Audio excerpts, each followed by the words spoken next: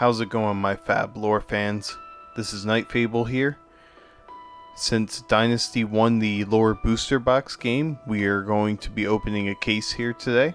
I would like to thank the Banish Zone for being able to have me purchase this case for you. They normally have pretty good stock there for fab singles or boxes or cases. If you're anywhere in the Pennsylvania area, they are worth checking out. There are 3 heroes that were from the set of Dynasty. It is the Emperor, Yoji, and Arachne. So we are going to discuss all their lore stories here today as we are cracking open this case. So I hope you all enjoy and we see what kind of goodies we can get out of here.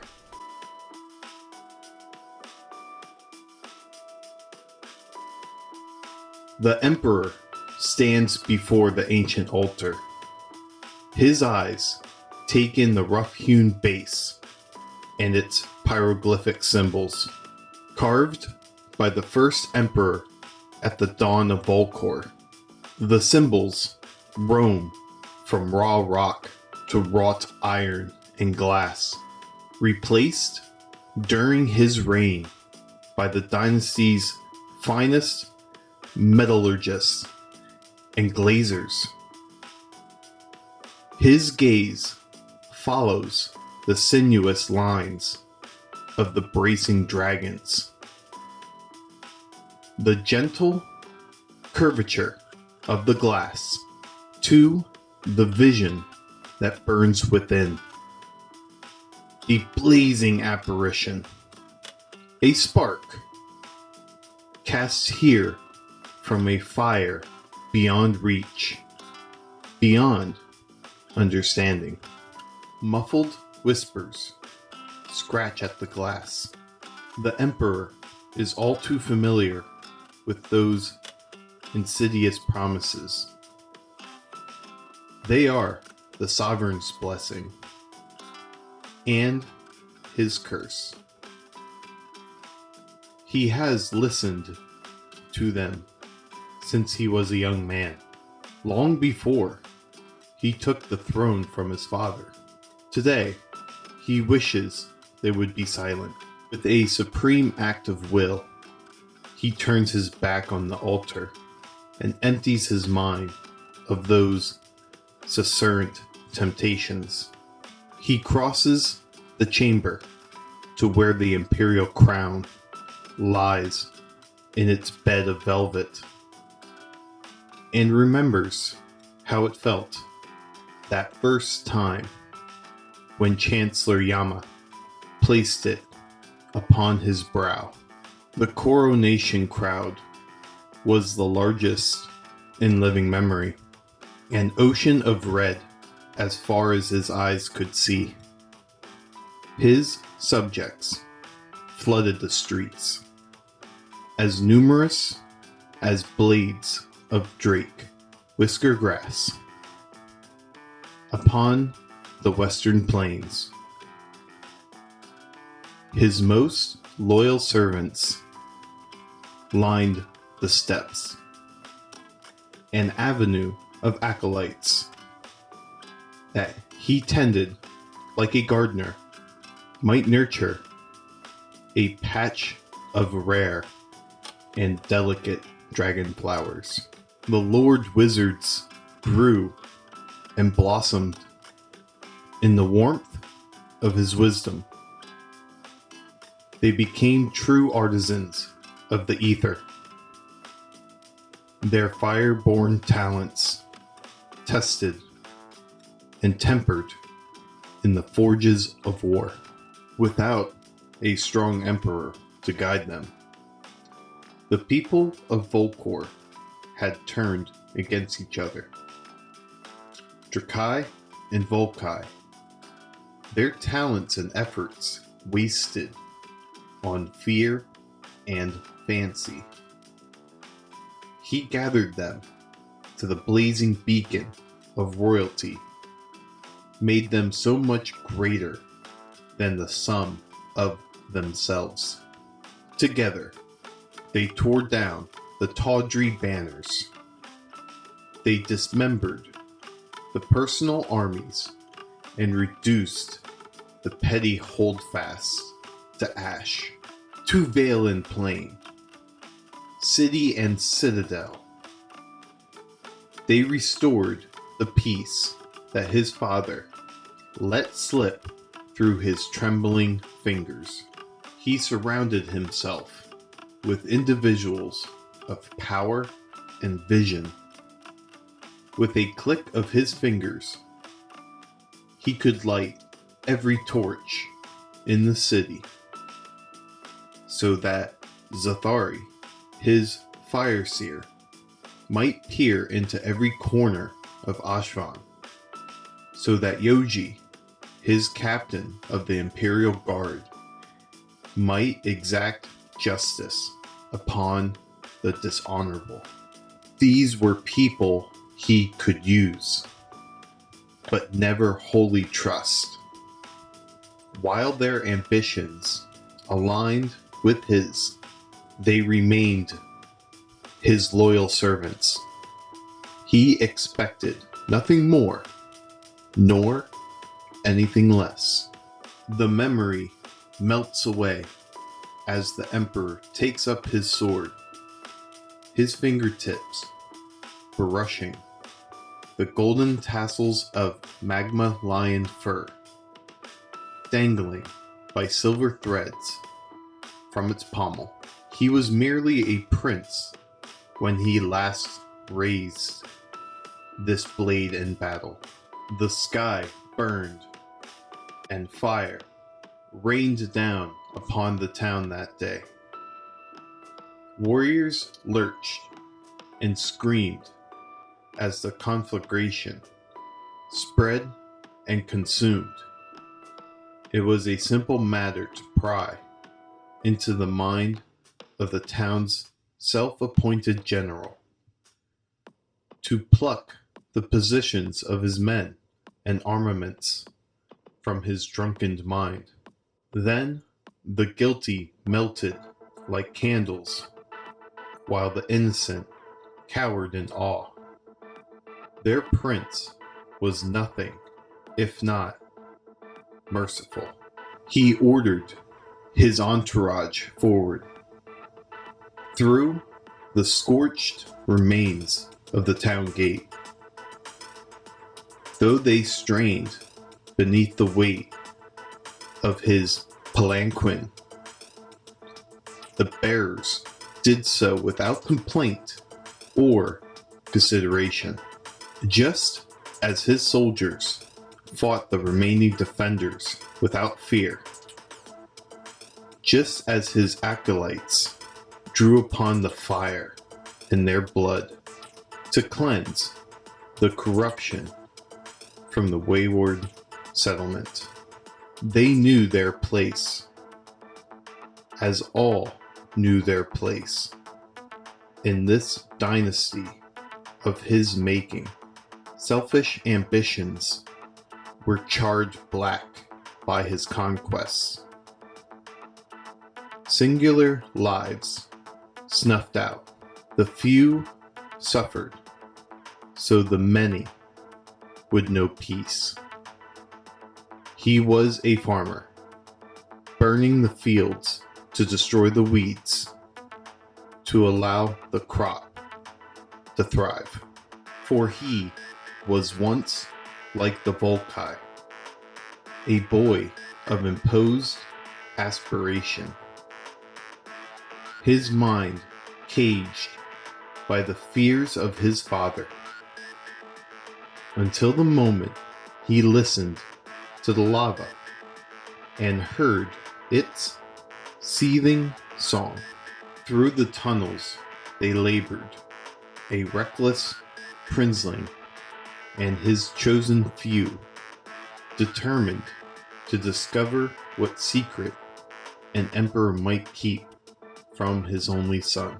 One by one, they fell to the mountain's malevolence. The ideals of youth proved no match for the terrors of wild nature. The princeling did his best to protect his fellow students. He was stronger than the rest, but not strong enough to save them. Not then. He saw the creatures of the deepening darkness catch and consume them, and Apophis took his last remaining friend. It leapt from the magma and crushed his companion in its serpentine embrace before the princeling could summon the ether to slay it. Alone, he tumbled into a monster's silken snare, felt its hot fangs kiss his neck before he could burn himself free. The venom should have stopped his frail human heart.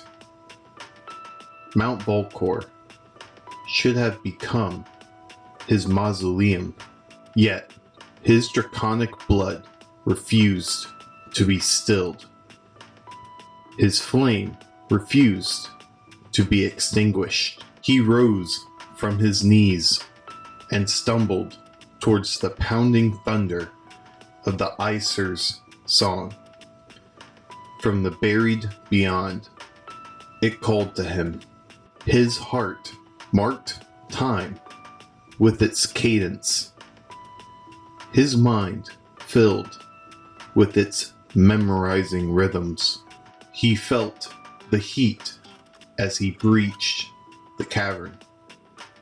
A wonder of diamond elegance blinding his bleary eyes. He stumbled to the molten fissure and drank of its power. From lips to throat to blood, lava burned the poison from his veins and filled his eyes with searing ether. In that moment, he saw it all.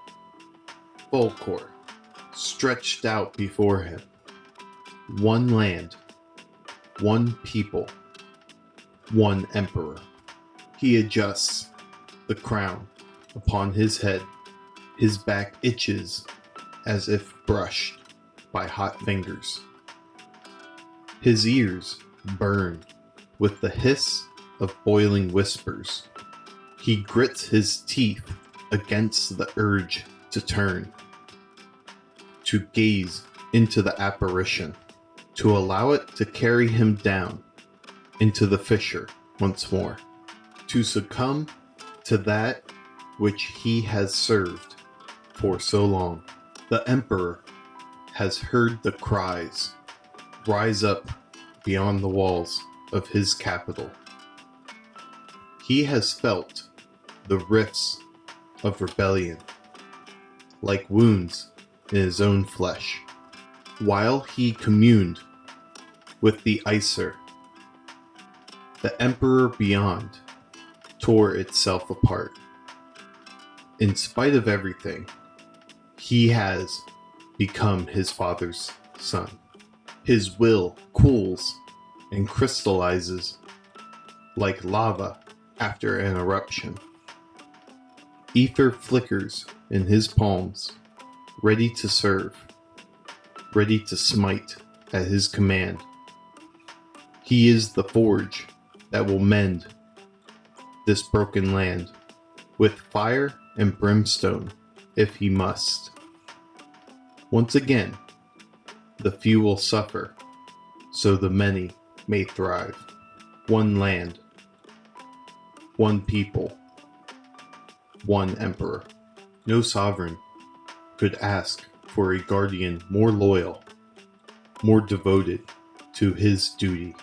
He was the first volunteer through the breach at Chunkum Castle, one of the bloodiest battles in Volcor's visceral history. The soldier who pulled his wounded commander through Serpent's Crescent on a makeshift sand skiff. The protector who shielded his Lord Wizard from a rival's attack. an arcane assault of such ferocity that it almost claimed his life. A valiant Volkai, sworn to protect what he believes to be good and just.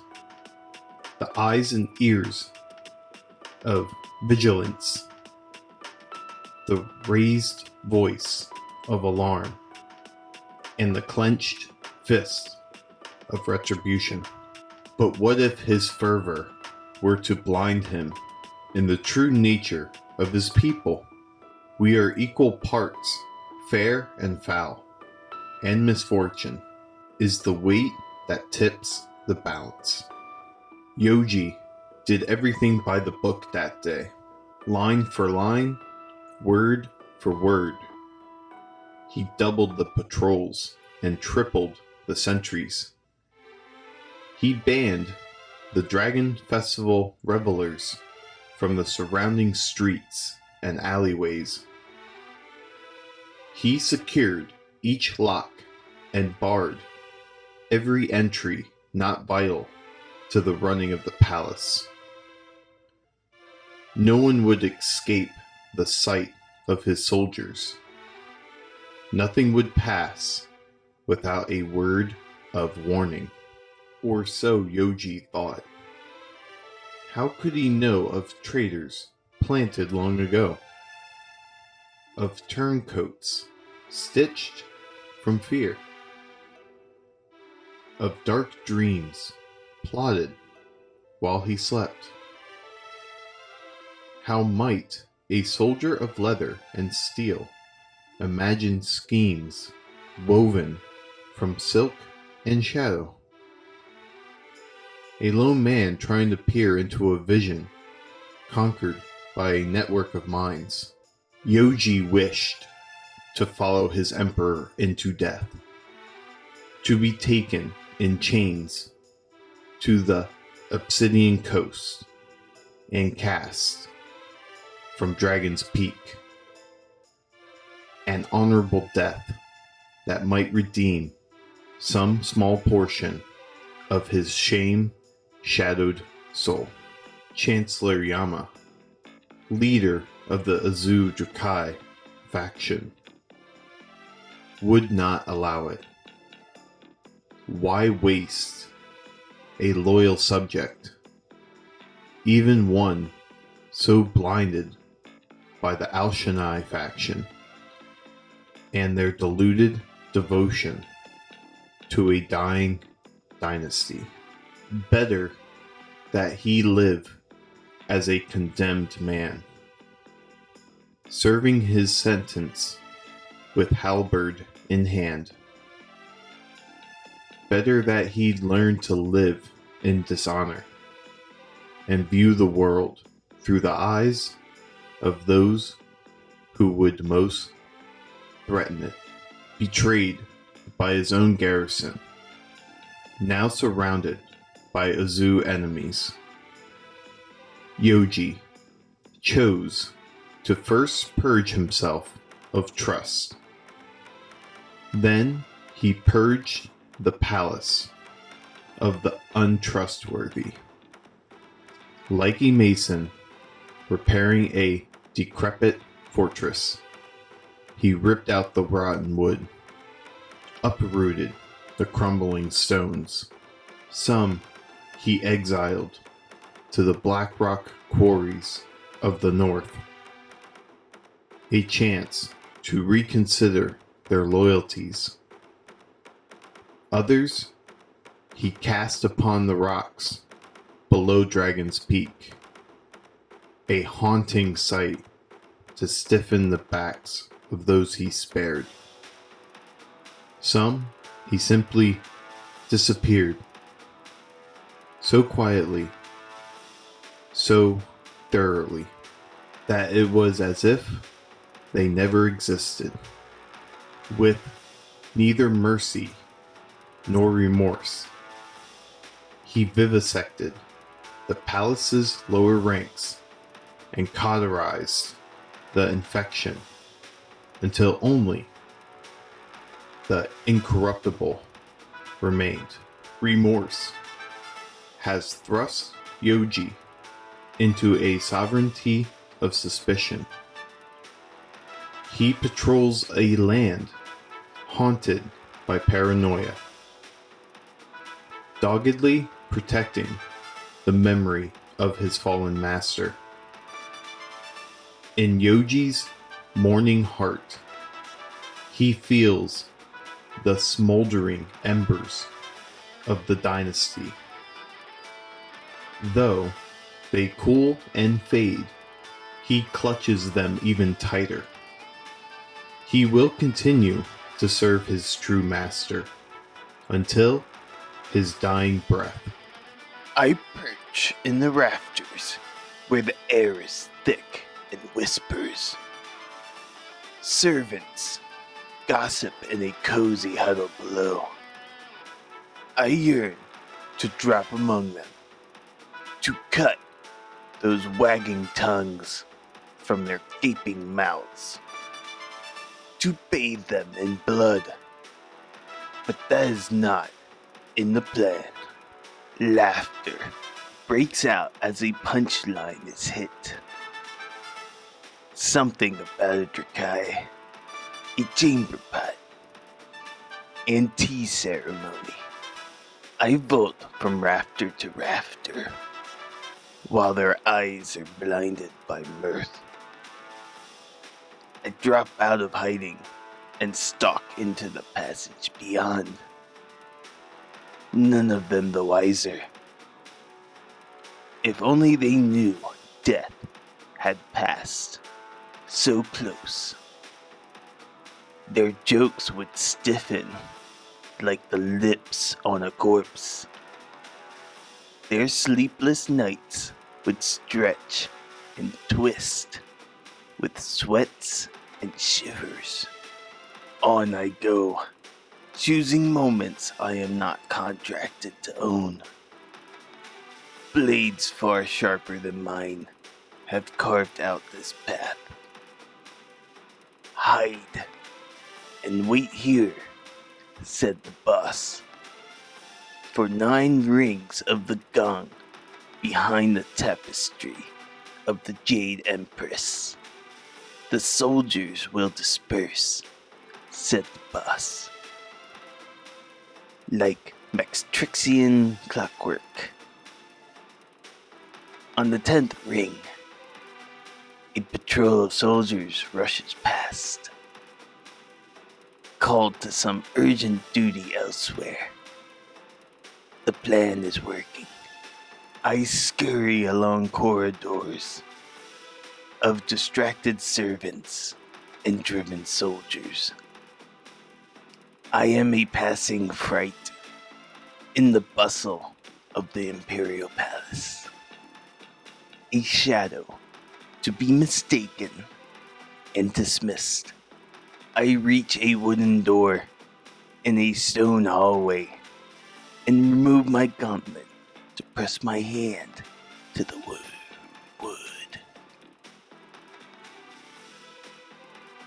The vibrations fill my mind with bright patterns. I close my eyes, match sound with sensation, and picture my prey. Leather armor creaks as stone pieces click and slide on a tabletop. 2 guards, seated along the left wall of the small guard room, playing Caracita. Metal squeaks under the rub of a cloth.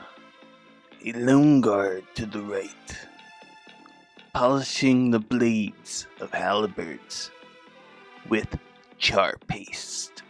A puff,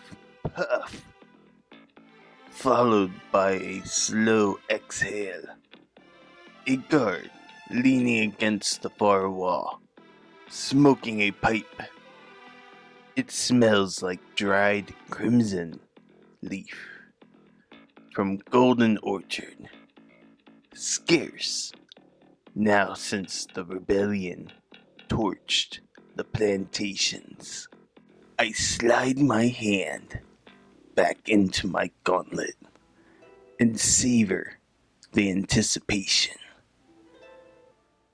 The sweet red is about to flow. The door is unlocked and well greased.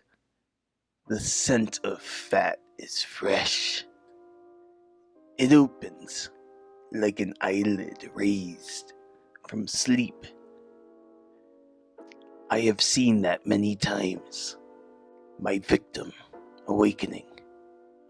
That fleeting moment of recognition, of terror, before I plunge them back into eternal sleep. I unfurl my little shinies faster than the guard facing me can even lift his eyebrows. My first shiny flies across the room to puncture the Karasita player's eye and his sluggish brain beyond. I step forward and plunge my second shiny into the back of the polisher's neck. The third guard knocks the chair and Karasita board aside as he stands. It does him no good. My favorite shiny slices open his windpipe before his hand touches the hilt of his sword. The other two are gone, killed in the instant. This one gurgles, soaked hands clutched helplessly to his throat. I watch the light fade from his eyes and then turn to the smoker. He hides his fear by blowing a plume of smoke before tossing me his key. It's not for me to reckon the turning of his coat, but the terror in his eyes tells me he's not doing this for himself. A loved one, perhaps. Maybe a child. I pluck the key from the air and puncture the smoker's right side with a sharp jab between the straps of his breastplate. Just shy of puncturing a lung, he wheezes. His pipe clatters on the floor. He looks at me, shock numbing his face as he slides down the wall. The boss said that he should live, but also that it should be convincing, else he will hang for sure. I close the guardroom door, lock it, and retrieve my daggers. Before me is a narrow passageway, lined with weapons and armor. I enter the last storeroom on the left, squeeze between the shelves of helmets, and remove my gauntlet once more to feel the wall. All I need to do is feel for a secret panel and insert the accomplice's key into the waiting keyhole. And there it is, just as prepared. The mechanism unlocks with a soft click, and the door swings slightly open. I grin behind my mask. A deluge of death is but a room away. Dusty steps led me to a long balcony, the ladder stifling with the heat of the throne room. Adrikai and his bodyguards stand at the railing, a wizard too lowly to join the ranks of the lords below. I knife the guards in their necks, slit the Jukai's throat, and use his soft-robed corpse to dampen the sound as the others fall. I work my way along the balcony, killing quietly. Each hit is a mere taste of the bliss that awaits me. Only when I have the balcony to myself do I appraise my ultimate prize. There he is, the Emperor, surrounded by his sycophants. I take my allotted position and weave the course of carnage in my mind as a host of hooded associates gather around me from dark corners and lofty rafters. We are the blood-red threads that will criss and cross this throne room. We are the spider spinnerets, a lattice work of slaughter sent to end the dynasty. I dance to my delight, knowing the red rain is about to fall.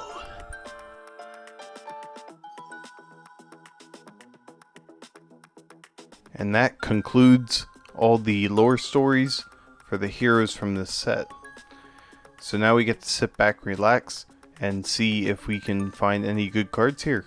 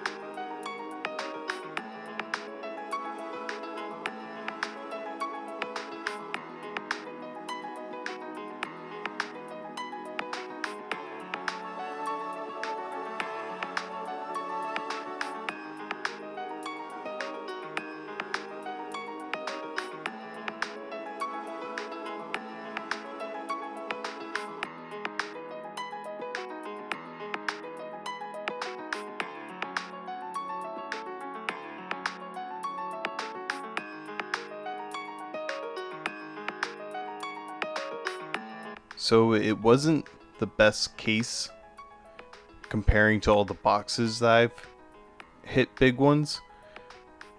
We did get the Emperor, which is actually pretty cool considering we did a Lord case, and the Cold Foil Hyperdriver, which is pretty neat. But I was happy to be able to open this whole case for you to give you guys a outlook of how cases and boxes vary to what kind of stuff you're going to get. Even though cases you're guaranteed a legendary, it seems like boxes you can also hit really big as well. So I hope you all enjoyed the video here today, and I will see you all next week. Take care.